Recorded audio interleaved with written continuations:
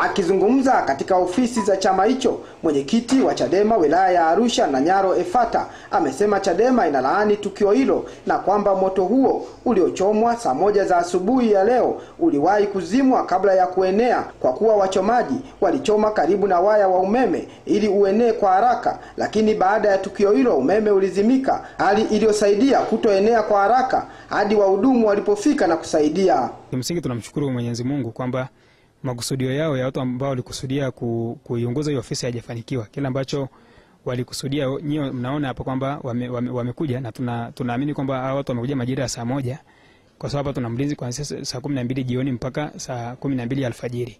Sasa baada ya mlinzi kuondoka ndio wanaonekana wamekuja hawa waliotaka kuunguza.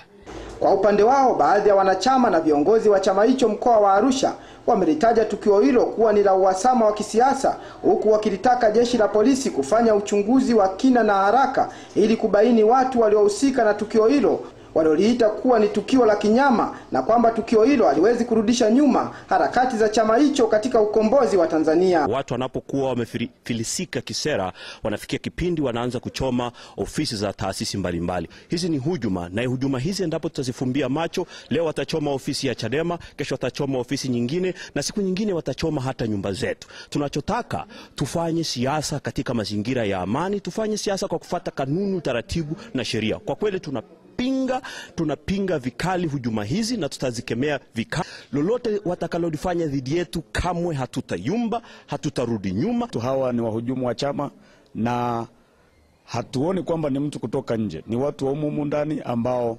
hawakitakii chama mema. Lakini kwa neema na kwa kudra za Mwenyezi Mungu tumeshuhudia kwamba kweli Chadema ni mpango wa Mungu, ndio kwa Mungu yuko na sisi, na mtu yote ambaye amepanga kukihujumu chama hataweza, kwa sababu atakuwa anapambana na Mungu. Hii ni ofisi ya Chama cha Demokrasia na Maendeleo mkoa wa Arusha ambayo inadaiwa kuchomwa moto na watu wasiojulikana, lakini jeshi la polisi na vyombo vingine vya usalama vimeshafika katika eneo hili ili kuhakikisha kwamba hali inakwenda salama.